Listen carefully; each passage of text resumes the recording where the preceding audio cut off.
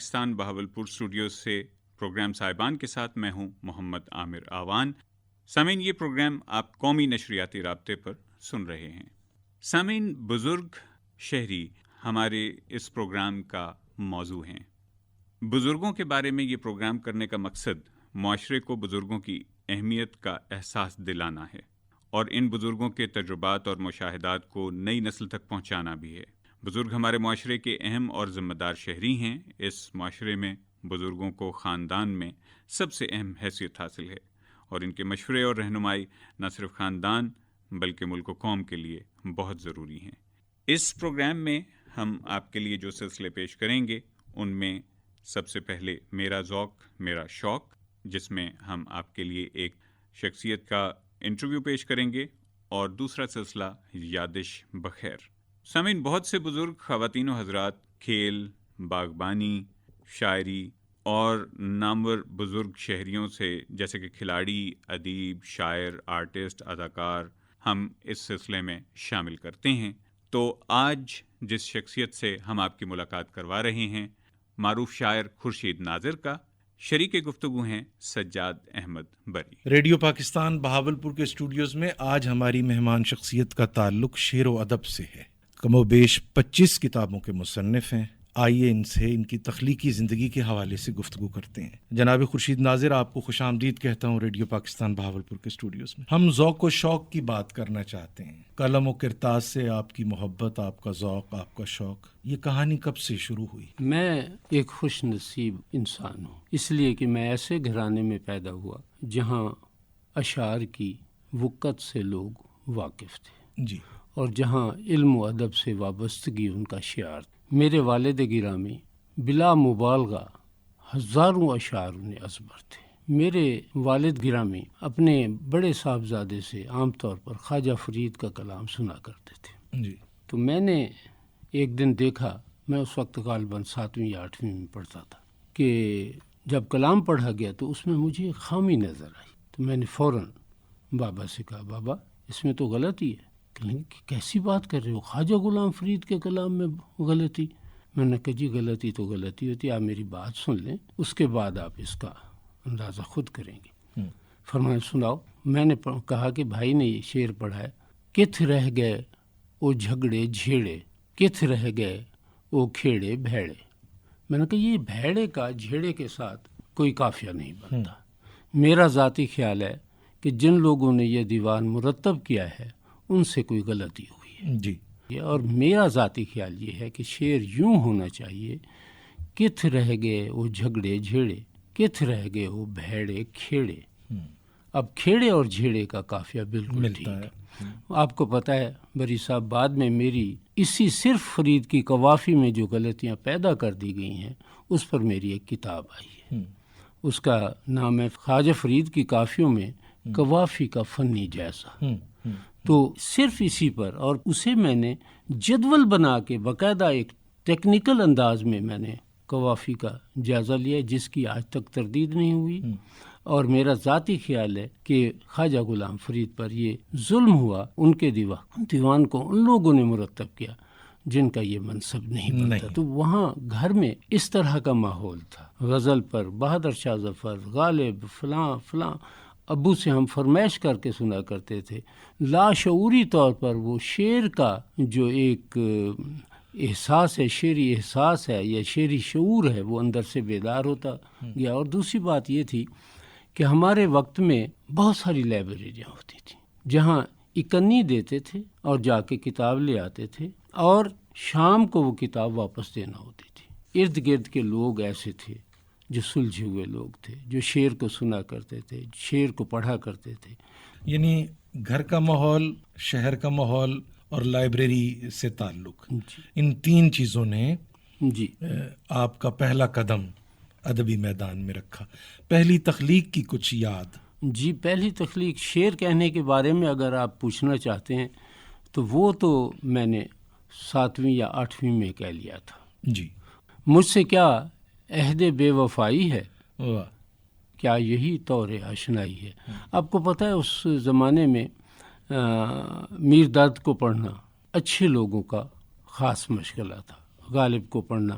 اب میری تو یہ سطح نہیں تھی کہ میں اس وقت 7ویں 8ویں میں میر درد کو پڑھتا، لیکن جو غزلیات 9ویں 10ویں میں وہ ہوتی تھی میں اسے دیکھتا سلیبس تھا. کا حصہ. جی سلیبس کا حصہ. تو اس وجہ سے میرا وہ جو ہے پسندیدہ شاعر اس لیے رہا کہ اس کے بارے میں ہمیں بتایا یہ گیا کہ وہ اللہ اور رسول کی بات کرنے والے اور شعر کو ایک حد میں رکھنے والے تھے. میں نے انہی کی پیروی کرتے ہوئے اس طرح کا پہلا شعر. اور پھر آپ نے ظاہر ہے کہ کسی کو دکھائی اپنی شاعری. الحمدللہ عروضی تربیت کے حوالے سے، فنی تربیت کے حوالے سے شاعری کی. اچھا، یہ عجیب بات ہے. میں آپ سے نہایت اعتماد کے ساتھ کہہ رہا ہوں، میں نے کسی کو شاعری نہیں دکھائی. ٹھیک ہے. میں نے اپنے مطالعے پر ہی بھروسہ کیا، اور مجھے اتفاق سے کچھ عروض کی کتابیں اوائل عمری ہی میں ہاتھ آ گئیں، تو میں نے انہیں پڑھا اور انہیں برتا. الحمدللہ میں یہ تو نہیں کلیم کر سکتا کہ جی میں عروض کا بہت بڑا ماہر ہوں، لیکن اہل شہر اور میرے سب دوست یہ کہتے ہیں کہ یہ عروض کا بڑا ماہر ہے. آپ کی تخلیقی زندگی کے ان ابتدائی دنوں میں بہاولپور کا ادبی منظرنامہ، آپ کی کالج کی زندگی، یعنی جب آپ اپنے ارتقائی سفر سے گزر رہے تھے، کچھ اس زمانے کی یادیں؟ بہت ساری یادیں ہیں. الحمدللہ میں بڑا نیاز مند قسم کا، فقیر قسم کا آدمی ہوں میں. تو اس وقت بڑے بڑے لوگ، مثلا ظہور نظر صاحب تھے جنہیں لوگ محبت سے ماموں کہتے تھے، اور میں بھی انہیں ماموں کہتا تھا. شہاب دہلوی صاحب تھے، علی احمد رفعت صاحب، مجید تمنا صاحب تھے، علی احمد صاحب تھے. تو اس طرح کے بڑے بڑے لوگ جو تھے، جو مکمل اپنی زندگی کا سفر طے کرنے کے بعد انہوں نے شعر کے لیے بہت خدمات انجام دی. تو ان میں شہاب دہلوی صاحب مجھے فخر ہے کہ مجھے ان کا دوست ہونے کا اعزاز حاصل ہے. ہرچند وہ مجھ سے بہت سینئر تھے، تو انہوں نے مجھے الزبیر کے معاملات میں باقاعدہ دخیل کیا. تو جو اصناف ادب نمبر ہے وہ میری ہی فرمائش پر جو ہے وہ مکمل ہوا، اور الحمدللہ اس میں میرے بھی مضمون ہیں اور میرے ساتھیوں کے بھی مضمون. آپ نے الزبیر کا ذکر کیا تو مجھے حروف یاد آ گیا. آپ کا میگزین، اس نے بھی جنوبی پنجاب کیا بلکہ قومی سطح پر اپنا ایک مقام بنایا، اپنی ایک پہچان بنائی. یہ تجربہ، یہ خیال آپ کو کیسے آیا ایک ادبی رسالے کا اشاعت بہاولپور سے؟ ان دنوں میں کسی بھی رسالے میں یا کسی بھی اخبار میں کسی کا کلام چھپ جانا بہت بڑی بات ہوتی تھی. اور مجھے یہ احساس ہوا، میرے ان دنوں لوکل اخبارات میں چیزیں شائع ہوتی تھیں، تو مجھے خیال آیا کہ ہمیں جدوجہد کر کے تو ایک رسالہ اپنے طور پر شائع کرنا چاہیے. تو میرے ساتھ پروفیسر ڈاکٹر انور صابر میرے جونیئر کے طور پر شامل، اور ایک صاحب تھے ظہور عاصم، اور یہاں پر ایک رئیس صاحب ہوتے تھے، رئیس الرحمان صاحب. وہ بہت اچھے کاتب تھے. تو انہوں نے کہا کہ جی یہ کتابت میرے ذمہ ہے. شاید وہ اب تک بھی رسالہ چلتا. غلطی یہ ہوئی کہ میرے پاس جو سرمایہ تھا میں نے اسے ضخیم بنانے میں لگایا. تو میں 4 شمارے ہی وقفے سے جو ہے انہیں منظر عام پر لا سکا. اور آپ نے فرمایا کہ ملکی سطح پر اس کی پہچان ہوئی. میں آپ سے یہ گزارش کروں کہ بین الاقوامی سطح پر اس کی پہچان ہوئی. مثلا میرے اس رسالے میں ترکی سے لوگ شائع ہوتے تھے، ہندوستان سے لوگ شائع ہوتے تھے، اور پورے ملک سے سب لوگ، بڑے بڑے لوگ اس میں شائع ہوتے رہے. چاہے میں زیادہ دیر نہیں چلا سکا، تو میں سمجھتا ہوں کہ میں اس پر خوش ہوں کہ میں نے ایک ایسا رسالہ ایسی جگہ سے نکالا جہاں اس طرح کے رسالے سے اس وقت نہیں سوچا جا سکتا. آپ کی پہلی کتاب، اس کا سال اشاعت، اور مصنف کی حیثیت سے ایک احساس، کلام فرید اور مغرب کے تنقیدی رویے شائع ہو. یہ کتاب ایسی تھی کہ جو اپنی طرز کی اب تک واحد کتاب. میں نے کیا یوں کہ مغرب کے جو ناقدین تھے، نامور قسم کے 10 ناقدین کا انتخاب کیا.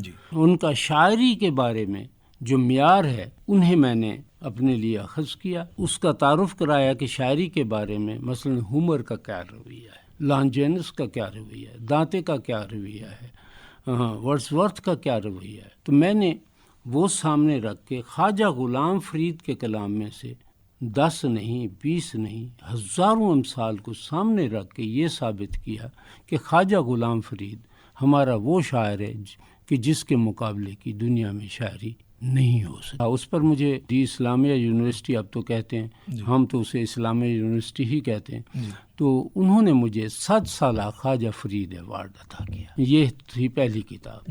دوسری کتاب جو میری سامنے آئی ہے وہ ہے ہر قدم روشنی، میرا سفر نامہ حج ہے. اور اس کے بعد جو تیسری کتاب آئی ہے خواجہ غلام فرید پر ہی آئی. مجھے اب یہ جاننا ہے آپ سے کہ آپ کا ایک خاص جو پہچان ہے، خاص تعارف ہے آپ کی تخلیقی زندگی کے حوالے سے، وہ آپ کی حمدیہ اور نعتیہ شاعری. خصوصی طور پر آپ نے جو ہے وہ سیرت رسول کو مختلف حیت میں جو ہے وہ پابند کیا ہے، اور یہ بڑا کام ہے. آپ اسے اپنی ایک پہچان بھی سمجھتے ہیں ذات. یہ تبدیلی کیسے آئی، اس طرف کیسے آیا؟ آپ کا یہ بزرگ خورشید ناظر جو آپ کے سامنے بیٹھا ہے وہ خود کچھ نہیں ہے. اس کے اندر محبت رسول اور اللہ کی محبت، اس نے میرے دل کو بالکل اپنے قبضے میں لے رکھا ہے. میں منچنا آباد میں ایک افسر تھا چھوٹا سا، شام کے وقت ایک چھوٹی جگہ ہے، وہاں اے سی بھی آ گیا ہے، مجسٹریٹس بھی آ گئے ہیں، مجھ جیسا چھوٹا سا افسر بھی وہاں چلا گیا ہے. بیڈمنٹن کھیل لیتے، بات چیت ہو جاتی. وہاں سے میں فارغ ہو کے آیا، میں نے آ کے ریڈیو آن کیا تو وہاں سے استاد قمر جلالوی کی ایک نعت جو ہے وہ پڑھی جا رہی تھی، اور انہی کی یعنی وہ خود پڑھ رہے. تو اس نے مجھ پر ایسا اثر کیا کہ میں زاروں قطار رونے لگا. خیر روتے روتے میں سو گیا. تو مجھ پر اللہ کی بہت بڑی عنایت ہوئی، اور میں نے دیکھا کہ میرے پیارے آقا، میں ایک بہت بڑی مسجد ہے اس میں جا رہا ہوں، سامنے ایک صاحب بہت بڑی کتاب کھول کے بیٹھے ہیں. میں ان کے پاس جا کے بیٹھ گیا ہوں، اور وہ بتانے لگے کہ اس کتاب میں یہ ہے یہ ہے. اور اچانک انہوں نے کہا حد ادب نبی اکرم صلی اللہ علیہ وسلم تشریف لاتے ہیں. تو میں نے گردن اٹھا کے دیکھا، کھڑے ہو گئے تو سامنے آپ تشریف لا رہے تھے. بس اتنی سی جھلک جس نے میری زندگی کو پلٹ کر رکھ دیا. میں اٹھا، وضو کیا، اور اس کے بعد میں نے زندگی کی پہلی نعت کہی. اس کے بعد میں نے پھر پیچھے پلٹ کر اس شاعری کو اس وقت کرتا رہا، باقی شاعری کو بھی، لیکن آہستہ آہستہ وہ شاعری مجھ سے جدا ہوتی گئی، اور میرے پیارے آقا کی محبت، میرے اللہ کی محبت نے اس کی جگہ لے لی. اب ان کتابوں کا تذکرہ جو اللہ اور اس کے رسول کی محبت سے بھری ہوئی. جی سب سے پہلی اس سلسلے میں جو کتاب آئی ہے وہ میری سیرت پاک ہی ہے، جسے بلغ العلا بکمال ہی کا نام. اس کے صفحات جو ہیں وہ 556 ہیں، اور اس میں ابواب جو ہیں وہ بھی 56 ہیں، اور اس میں جو ذیلی عنوانات ہیں وہ 446 ہیں. کہ یہ عنوانات بھی اسی بحر میں جو پوری سیرت کی بحر ہے اس میں کہے گئے، اور ہر عنوان کے آخر میں تا ہے، تی ہے، تا ہے وغیرہ آتا ہے. اور اس طرح سے یہ 446 عنوانات کو آپ اگر جمع کر لے تو یہ ایک خود سیرت کی کتاب بن جاتی ہے. یہ کتاب تقریباً 7,500 اشعار سے زیادہ ہے. دوسری میری کتاب ہے شرح اسماء الحسنی. اس میں میں نے اللہ پاک کے 154 اسماء پاک کی شرح منظوم کی ہے. اور اس کے بعد تیسری جو ہے تو پھر حسنت جمیع خصالہ کے نام سے میں نے ایک کتاب جس میں آپ صلی اللہ علیہ وسلم کے 105 اسماء پاک کی میں نے شرح کی. پھر میں نے کہ وللہ الحمد ایک حمد کی کتاب ہے کہ اس میں 1150 اشعار کہے گئے، سب کے سب غیر منقوط ہیں. اس کے بعد میں نے دوسری ایک خاص کام کیا، اور وہ یہ ہے کہ توشیع اسماء الحسنی. تو میں نے اللہ تعالیٰ کے پاک ناموں کی سب کی توشیع کی ہے. اور پھر اس کے بعد جب یہ ہو گیا تو لازم ہو گیا کہ میں توشیع اسماء محمد بھی کروں. وہ میں نے لکھی، اور وہ 486 اسماء پاک جو ہیں نبی اکرم صلی اللہ علیہ وسلم کے حمدیہ مجموعہ آیا. تو اسی دن مجھے خیال آیا کہ میں اسی طرح نعتیہ مجموعہ بھی غیر منقوط لکھوں گا، اور اس کا نام میں نے ملاک و محور عالم محمد یہ نام رکھا. یہ 850 اشعار پر مشتمل ہے. پھر اس کے بعد یہ آزاد نظم کی حیثیت یہ میں بہت مشکل ہے ظاہر ہے نظم کی صنف میں، اور وہ بھی آزاد نظم۔ اچھا، اس کے بعد آخری شائع ہونے والی کتاب ہے اس سلسلے میں حمد الہ و مدح محمد۔ اچھا، اس میں میں نے یہ کیا کہ 2 سنتوں کو یکجا کیا اور اللہ تعالیٰ کے ان پاک ناموں کی جس میں کوئی نقطہ نہیں ہے ان کی توشیح کی اور غیر منقوط کی، اور نبی اکرم صلی اللہ علیہ وسلم کے ان پاک ناموں کی جن میں کوئی نقطہ نہیں ہے اس کی میں نے جناب توشیح کی ہے۔ یہ آخری، اور اب جو کتاب آنے والی ہے وہ بھی حمد اور نعت کی کتاب ہے، جس کا نام میں نے مالک عالم سرور عالم رکھا ہے۔ اور یہ تھے سامعین جناب خورشید ناظر، ہم ان سے ان کے ذوق و شوق کی کہانی سن رہے تھے۔ سر آپ کا بہت شکریہ، آپ ریڈیو پاکستان بہاولپور تشریف لائے۔ میں آپ کا، ریڈیو پاکستان کا، آپ کی پروڈیوسر کا سب کا شکریہ ادا کرتا ہوں۔ میں اپنے لیے اعزاز سمجھتا ہوں کہ میری یہ ٹوٹی پھوٹی محنت جو ہے لوگوں تک پہنچ رہی ہے، اور اس میں آپ کا جو حصہ ہے میں اسے ہمیشہ یاد رکھوں گا۔ جی سامعین، ابھی آپ انٹرویو سن رہے تھے معروف شاعر خورشید ناظر کا، شریک گفتگو تھے سجاد احمد بری۔ سامعین، بزرگ ہمارے معاشرے کا ایک بہت ہی اہم حصہ ہیں۔ بزرگوں کے تجربات، ان کے مشاہدات اور ان کی زندگیوں سے جو سبق ہمیں حاصل ہوتا ہے وہ نوجوان نسل کے لیے اس حد تک ضروری ہے کہ نوجوان نسل آنے والے وقت میں اپنی کامیابیوں کے لیے ان تجربات اور ان مشاہدات سے فائدہ اٹھا سکتی ہیں، اور یہی وہ مقصد تھا جس کے لیے ہم یہ پروگرام صاحبان اپنے سامعین کے لیے پیش کر رہے ہیں۔ مومر افراد، ان کی کامیابیاں، ان کی ناکامیاں سامعین کو زندگی کو سمجھنے کا موقع دیں گی، اور بزرگوں کے اقوال اور واقعات سے ہم اپنی زندگیوں کو بہت بہتر بنا سکتے ہیں۔ سامعین، بظاہر کچھ ایسا لگتا ہے کہ بزرگ ہماری اس معاشرے کا وہ حصہ ہیں جو اپنا وقت گزار چکے، لیکن وہ وقت جو انہوں نے گزارا وہ ہمارے نوجوان طبقے کے لیے اس قدر قیمتی ہے۔ ہمارے ملک اور قوم کے وہ ادوار دیکھ چکے ہیں کہ جن میں ترقی ہوئی، تنزلی ہوئی، کہیں بہت اچھا دور گزرا، کہیں بہت برا دور گزرا۔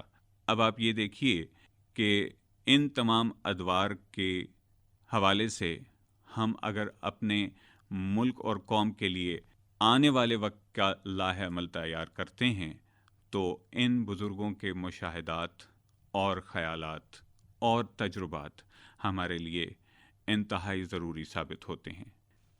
سلسلہ ہم پیش کر رہے ہیں اپنے سامعین کے لیے یادش بغیر، اور اس میں پروفیسر محمد طاہر جو کہ ایک معروف مورخ ہیں، ڈاکٹر صاحب بہاولپور کے پرانے دروازوں کے بارے میں ہمارے سامعین کو معلومات فراہم کریں گے، تو آئیے سنتے ہیں۔ اے میرے شہر میرے دل کے سرور، اے میری زندگی بہاولپور، اے میری زندگی بہاولپور۔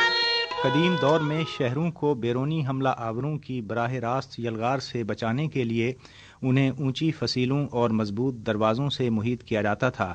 1748 میں جب نواب بہاول خان اول نے بہاولپور شہر کا سنگ بنیاد رکھا تو ان کے حکم پر داؤد پوترا سردار وڈیرا محمد پناہ خان گھمرانی نے شہر کے چاروں طرف ایک کچی مگر بلند و بالا دیوار تعمیر کرائی اور اس میں آمد و رفت کے لیے 7 مختلف مقامات پر دروازے لگوائے۔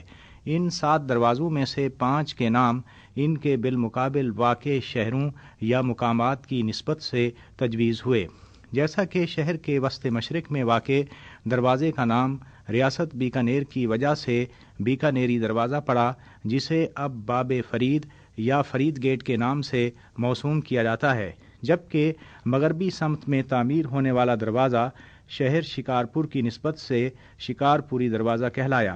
اسی طرح شمالی دروازہ ملتانی دروازہ اور جنوبی طرف واقع 2 دروازے احمد پوری اور ڈیراوری دروازوں کے نام سے معنون ہوئے۔ البتہ اس شہر کے 2 دروازوں کا نام ان کے گرد و پیش کے آثار پر رکھا گیا، جیسا کہ شمال مغربی سمت میں واقع بوہڑ دروازہ اپنے نزدیک واقع ایک بڑے بڑ کے درخت سے موسوم ہوا اور موری دروازہ اپنے قریب واقع نہر کے پل کی وجہ سے، جسے مقامی طور پر موری کہا جاتا تھا، کے نام سے معنون کیا گیا۔ بہاولپور کے یہ تمام قدیم دروازے گنبد نما محرابی طرز کے تھے۔ ان کی چنائی پختہ چھوٹی اینٹوں اور گارے سے کی گئی تھی اور ان پر چونے اور اینٹوں کی سرخی سے تیار کردہ مثالے کا پلستر کیا گیا۔ رات کی تاریکی پھیلتے ہی ان دروازوں کے مضبوط کیواڑوں کو مقفل کر دیا جاتا۔ اگر اس دوران کوئی مسافر دروازے پر پہنچتا تو پہرے پر موجود سپاہی اسے صبح ہونے تک دروازے سے متصل کمرے میں ٹھہراتے۔ تاہم وقت گزرنے کے ساتھ ساتھ بہاولپور کی شہر پناہ شکست خوردگی کا شکار ہوئی۔ اس طرح 1826 میں جب چارلس میسن افغانستان جاتے ہوئے بہاولپور پہنچا تو اس شہر کی فصیل کے شکستہ آثار باقی تھے اور اس کے چاروں طرف کھجور اور پیپل کے درخت نظر آتے تھے۔ البتہ شہر کے قدیم دروازے اپنی پختگی کی بنا پر 1875 تک قائم رہے۔ اس دور کے بڑے ماخذ صادق الاخبار کے 100 سالہ ریکارڈ کے مطالعے سے معلوم ہوتا ہے کہ فروری 1875 میں جب بہاولپور کی میونسپل کمیٹی نے شہر کے تمام بازاروں اور سڑکوں کو کشادہ کرنے اور ان کا رخ سیدھا کرنے کی ضرورت محسوس کی تو اس مقصد کے لیے شہر کے دروازوں کو گرا کر دوبارہ تعمیر کرنے کا فیصلہ ہوا۔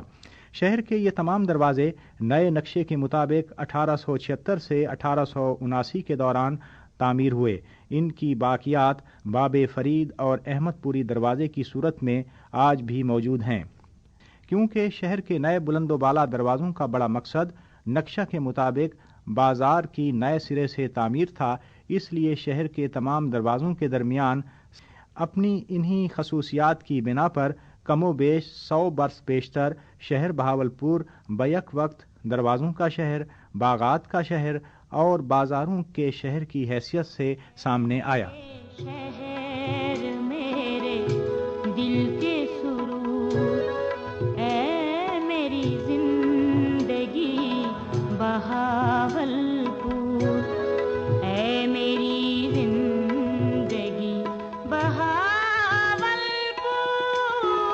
اے میرے شہر میرے دل کے سرور، اے میرے شہر میرے دل کے سرور۔ ابھی آپ گفتگو سن رہے تھے پروفیسر ڈاکٹر محمد طاہر کی، جو کہ بہاولپور کے پرانے دروازوں کے بارے میں ہمیں بتا رہے تھے۔ سامعین، یہ پروگرام آپ قومی نشریاتی رابطے پر سن رہے ہیں۔ جہاں تک تعلق ہے کہ بزرگان کا گھر میں ہونا، تو کہا یہ جاتا ہے کہ ایک برکت کا باعث ہے۔ ہاں، البتہ یہ ضرور ہے کہ وہ ہمیشہ دوسروں کے بھلائی کے لیے سوچتے ہیں اور دعا کا باعث بنتے ہیں۔